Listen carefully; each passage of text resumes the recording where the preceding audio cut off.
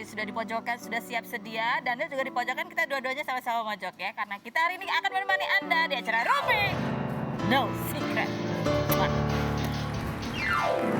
Ada apa itu yang kepencet itu lagu apa? Belum, jogetnya belum, nanti ya, sabar ya. Karena kita mau ke pojokan dulu, sebelum joget kita ke pojokan dulu untuk bahas berita-berita yang hot, baik yang datang dari dunia nyata maupun dari dunia. Nah iya, ada berita apa yang lagi hot? Oke, yang berita lagi hot berkaitan dengan hari ini tanggal 21 Desember ya. 21 Desember itu adalah tanggal kelahirannya mendiang Vanessa Angel gitu. Jadi banyak yang memberikan ucapan, baik itu ayahnya, dedinya, mertuanya juga gitu ya, dan teman-temannya juga yang memberikan memperingati ini adalah hari kelahiran mendiang Vanessa gitu. Tapi yang menarik adalah ini yang Marissa Ica ya. Marissa Ica juga bikin story, dia mengupdate hasil penggalangan dana untuk rumah untuk Gala begitu ya. Dia bilang udah terkumpul nih mau dibeliin rumah, tapi rumahnya itu nanti atas nama siapa? Nah itu nanti yang kita bahas ya. Yang jelas sudah ada beberapa wawancaranya, dia bilang rumahnya itu bukan rumah yang ditempati sekarang, tapi masih satu sekitar komplek itulah begitu ya. Coba kita lihat ini seperti apa sih keterangan dari Marissa Ica mengenai rumah untuk Gala berikut ini. Ya begitulah. Aku pun sebenarnya agak bingung gitu ya, maksudnya ya gitulah pokoknya ya, kalau udah ada rumahnya atas nama Gala kan lebih bagus karena memang tujuannya orang menyumbangkan untuk Gala ya. Tapi kalau atas nama yayasan itu aku juga bingung nanti teknisnya gimana. Coba kita lihat ada komentar netizen nggak? Baca dulu komentar netizen, bunyinya ada lagi nih. Aku tim Pak Faisal, bagus atas nama Pak Faisal aja. Pak Faisal mah baik, pasti tetap untuk Gala. Kali atas nama Gala nanti bukan untuk Gala akhirnya, untuk Dedi dan keluarga. Hahaha. Nggak jelas aku. Oke, yang berikutnya coba lihat. Biar tambah panas berapi-api tuh si Ono katanya gitu. Ada lagi komentar berikutnya. Bisa nggak sih pihak yang mungkin lebih waras untuk nggak mempedulikan pihak yang nggak waras, biar masalah ini tuh nggak berlanjut. Kasihan juga yang meninggal dan bosan juga setiap buka IG isi beritanya ini terus gitu ya. Yang berikut ada lagi? Nggak ada komentarnya. Oke, yang berikutnya, berita selanjutnya ini adalah mengenai, ini adalah kasus yang udah lama banget ya. Tahun berapa sih ini? Aku sampai lupa ngeceknya, tahun berapa sih? Lama banget ya. Ini Okan Cornelius dan mantan istrinya Lisa Chi. Ini kasusnya udah dari tahun berapa, Kinan? Tahun berapa ini? 2019 ya, cerainya 2019. Ada berita rame-ramenya 2019, baru 2021. Okan Cornelius ini preskon bahwa mantan istri yang namanya Lisa Chi itu sudah ditetapkan sebagai tersangka untuk kasus pencemaran nama baik gitu ya.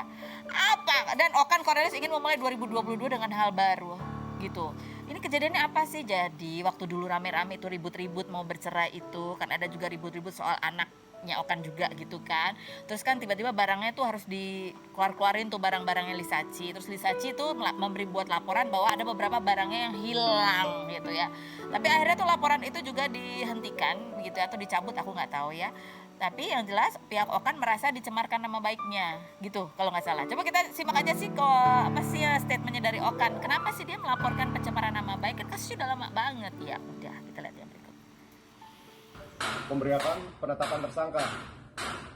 Jadi yang Depok ini sudah tersangka, jadi sudah rapi gitu loh, dan sudah terbukti apa yang gua laporin pencemaran nama baik, soal pencurian dan lain-lainnya itu tidak terbukti, karena kan gue mesti mengklirkan nama gue, karena semua orang berpikir gue mencuri cincin dan lain-lainnya gitu. Nah itu penting buat gue karena gue pengusaha, gue punya nama baik dan gue harus mengklirkan nama itu gitu loh, meskipun dia bilang dia nggak nyebut nama gue. Kita pernah wawancara Lisa Chi ya, mantan istrinya Okan Cornelius, terkait mengenai masalah cincin yang hilang itu sebenarnya ada apa sih? Benarkah dia melaporkan dan benarkah dia menuduh atau mengarahkan, menggiring opini sehingga orang berpikir yang ngambil itu adalah Okan? Kita lihat cuplikannya berikut ini. Sudah ada Denada. Ya ampun, ibu instruktur Zumba sekarang namanya ya. Aku cuma bisa mengikuti kamu dari Instagram. Aku pun mengikutimu selalu Kak dari Instagram. Ya kamu olahraga, kalau aku goler-goler ya beda banget. Coba kita tanya nih ya, ini artikelnya nih, susahnya Denada bukan cuma karena masalah pandemi dan masalah peraturan dari negara antar negara gitu Antar ya, negara. tapi juga perizinan dari anaknya Betul. Aisyah. Benar. Bener ya nih, susahnya dapatkan izin bekerja dari Aisyah. Iya. Kamu sempat posting kan, gimana kamu ngerayunya, bikin Iya. bargain. Mau ngomong gitu dong. Langsung Gue mewek. nggak kepengen, gue nggak kepengen mewek, nggak kepengen nangis, Iya, tapi soalnya dia berangkat persis beberapa hari sebelum Aisyah ulang tahun. Iya. Kemarin dia nada ulang tahun. iya bener. Selamat ulang tahun ya. Terima kasih ya. Tapi jauhan sama anaknya. Iya, aduh sedih deh. Jadi emang sebenarnya kan rencana aku pulang tuh udah dari berbulan-bulan yang lalu gitu loh Kak, gitu. Jadi emang udah merasa bahwa, aduh, gue mesti pulang nih gitu. Ya, aduh, kenapa sih? Gue masih pulang, gue masih kerja nih gitu ya. Karena kan udah 2 tahun nggak berpenghasilan gitu dan keadaannya memang gak memungkinkan, bukan cuma buat aku, buat semua orang gitu. Jadi aku bukannya kepengen kayak sok-sok tersiksa sendiri gitu, karena aku tahu semua orang juga tersiksa gitu. Tapi akhirnya aku mulai menemukan kepercayaan diri untuk oke, kayaknya ini aku udah bisa pulang, bisa kembali bekerja gitu. Dan pada saat itu pasti yang pertama kali aku mintai izin adalah Aisyah gitu. Dan aku mulai ngomong sama dia tuh pelan-pelan banget gitu, tapi aku benar-benar menyerahkan sama dia. Aku kepengen dia kasih tahu aku bilang sama dia, kamu boleh ngomong apapun yang kamu rasain. Karena aku tahu itu anak tuh ada punya satu kayak dia menjaga perasaan aku gitu loh. Dia gak kepengen aku sedih, dia gak kepengen aku tuh berat gitu rasanya. Jadi dia selalu, walaupun kadang-kadang dalam hati dia tahu bahwa jawabannya dia itu akan menyulitkan aku, kadang-kadang dia akan jawab kebalikannya, dan at the same time itu kan jadi nggak nyaman buat dia. Dia juga bilang pada saat aku bilang aku mau pulang ya gitu, terus dia diam gitu. Why? Dia bilang. Terus aku bilang ya kan aku mesti kerja gini.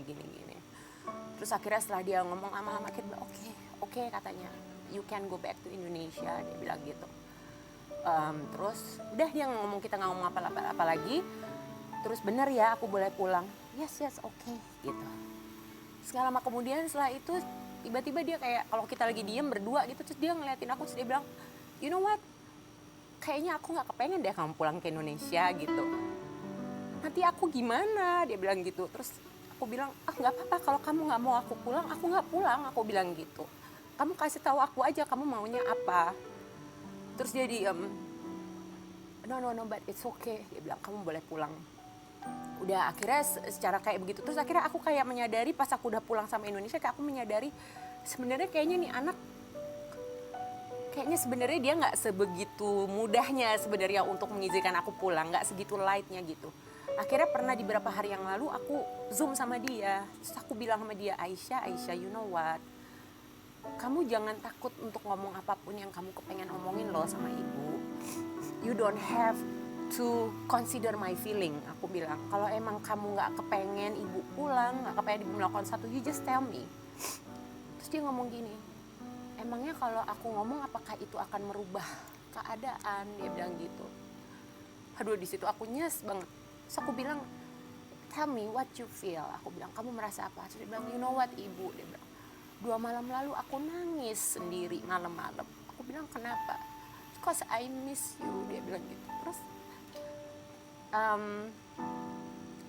di situ aku benar-benar merasa tuh kan dia masih kayak begitu gitu, anak umur 9 tahun, tapi dia masih punya kesadaran bahwa kalau aku ngomong kayak begini, ibuku nggak pulang ke Indonesia, dia akan kesulitan, dia akan sedih, dan untuk itu nggak apa-apa deh gue sedih, tapi aku bilang dia boleh pulang dan aku tahan perasaanku. Itu loh Kak yang membuat aku jadi kayak merasa bahwa Masya Allah banget. Di satu sisi aku dititipi anak sama Allah yang Masya Allah gitu, tapi di lain sisi aku pun kayak merasa bahwa nggak semestinya kayaknya anak seumur dia memiliki perasaan itu gitu. Ikut berpikir gimana nantinya. Iya gitu, dan dia mikirin perasaan aku yang kayak begitu. Jadi aku pokoknya tekad aku,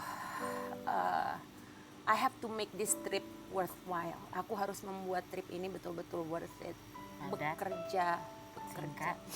ada hasilnya. Amin ya robbal alamin. Banyak, tolong ya. Mumpung waktunya ada di sini, kalau mau ini ada, ya memang betul sih kata Dena bahwa pandemi ini aduh susah untuk banyak sekali Iya, orang. iya. Apalagi kamu juga kan di negeri orang, anak yang harus membutuhkan biaya untuk perawatan Iya. kesehatan juga. Tinggal di sana, Yes. nyewa apartemen. Yes, yes, betul. Ini ada artikel bahwa kamu sempat katanya sisa uang di ATM cuma 200.000 di negara orang. Itu betul? Betul. 200.000 rupiah atau Kalau 200.000 itu rupiah beneran. rupiah ya? Rupiah beneran. Aduh itu paniknya kayak apa? Kan Rasanya sih luar biasa itu. Masalahnya gini Kak, aku selalu melihat diri aku orang yang cukup punya semangat juang gitu ya.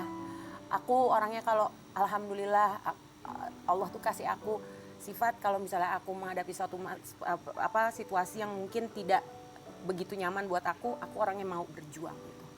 Cuma masalahnya karena aku selama ini menghabiskan dan menjalani hidupku dari mulai aku kecil sampai dengan aku seumur segini itu aku selalu hidup dengan satu metode dan satu sistem hidup yang sama sekali tidak seperti itu. Sehingga pada saat aku nyampe kayak begitu itu kerasanya tuh Masya Allah, itu rasanya luar biasa. 200.000 tuh padahal kamu harus lagi dalam kondisi apa tuh? Harus apa aja? Aduh, kalau di Singapura itu kan pasti kan ada aja ya. Kita expenses setiap hari itu ada aja gitu. Apalagi kita semua kayak nggak cuma ngomong soal apartemen aja.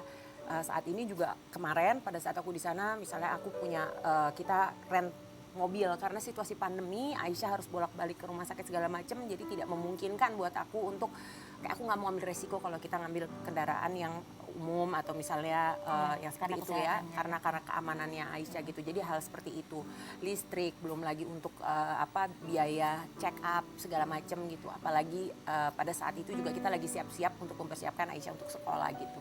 Jadi memang kesulitannya tuh ya kesulitan sekali gitu. Aku boleh cerita nggak sih? Boleh dong cerita. Boleh. Maksudnya cerita yang itu. Yang kakak bantuin aku. Gak usah.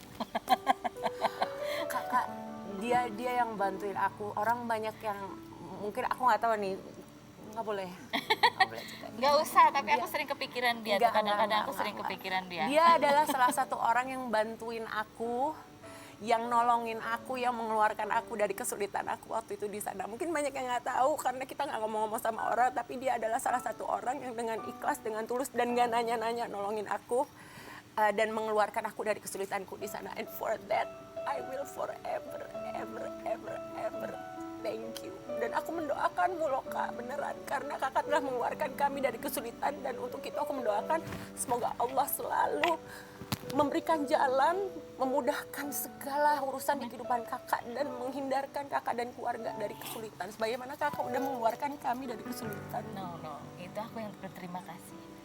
Karena kamu membiarkan aku bisa berbagi dan aku rasa itu itu jalan Tuhan. Tuhan yang gerakan. Dan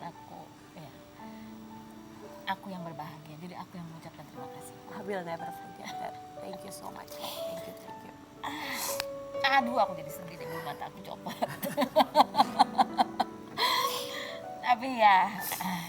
Tapi yang menarik juga adalah kamu dan semangat juangmu itu adalah tiba-tiba aku melihat kamu bermetamorfosa menjadi seorang guru Zumba. Iya benar banget. Ya itu menemukan jalan tuh gimana ceritanya? Kak, karena buat aku pertama because olahraga Zumba has always been, dulu aku mengikuti menjalani dan akhirnya pada saat kami di Singapura aku jadi lebih sering dan lebih rajin rutin untuk mengikuti olahraga Zumba sebelum pandemi ya Kak. Karena dengan aku mengikuti olahraga Zumba aku selalu merasa bahwa aku bisa menemukan semangatku lagi gitu. Itu kan it's happy workout ya. Yes. Itu workout yang menyenangkan sekali gitu. Jadi aku selalu happy kalau aku bisa olahraga Zumba. Tiba-tiba terjadilah pandemi di mana kita nggak bisa datang ke olahraga Zumba ke fitness center. Lalu mulailah muncul kelas-kelas virtual dan disitulah aku merasa oke, aku nggak bisa diem. I have to do something gitu ya. Mungkin itu adalah part dari pertama dari keinginan terpendam aku yang dari dulu memang kepengen banget untuk ngambil sertifikasi sebagai instruktur Zumba. Tapi di saat lain itu juga ada survival mode aku juga di situ. Gitu. Kenapa? Ya aku nggak bisa dapat pekerjaan apapun, dari pekerjaan aku selama ini nggak bisa dapat pendapatan penghasilan apapun gitu. Aku berusaha untuk mencari cara gimana aku bisa menghasilkan walaupun yang sifatnya sampingan gitu. Dan aku akhirnya ambil sertifikasi kelas Zumba, aku mengajar dan akhirnya aku benar-benar tekuni dengan jiwa dan raga kan. Dan bahkan lagunya, Dan lagunya iya. nasi goreng itu ada di Zin yang Zin 92. volume, iya. 92 pemanasan. Tadi pagi aku baru pemanasan pakai lagu. Oh ini di sini. Ay, serius. Kita lihat kompilasinya. Abis itu kita masuk ke bareng. Coba kita lihat. Ih seru loh punya instruktur yang bisa nyanyi ya. Kalau butuh acara ada sumbanya ada nyanyinya. Yeay, aku.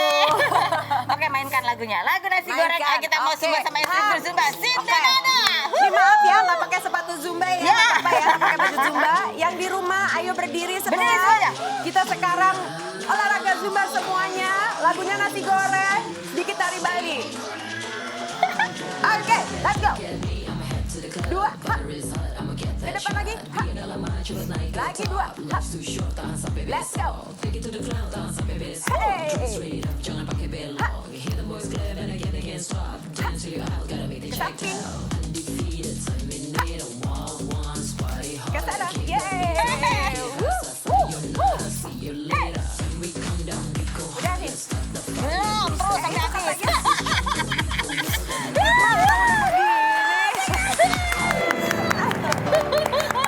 Aduh. Luar biasa. Oke, kita sekarang langsung Q&A ini.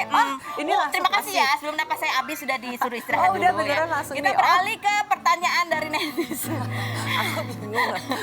Buya buka. Kak Dena, pilihan tetap single itu karena masih trauma dengan pernikahan sebelumnya atau ada rasa khawatir sulit mendapatkan pasangan bisa menerima kondisi kamu dan Aisyah? Apa adanya kata Dena ada boro-boro mikir. Kita akan kembali lagi jangan kemana-mana tetap di Ruby. No secret.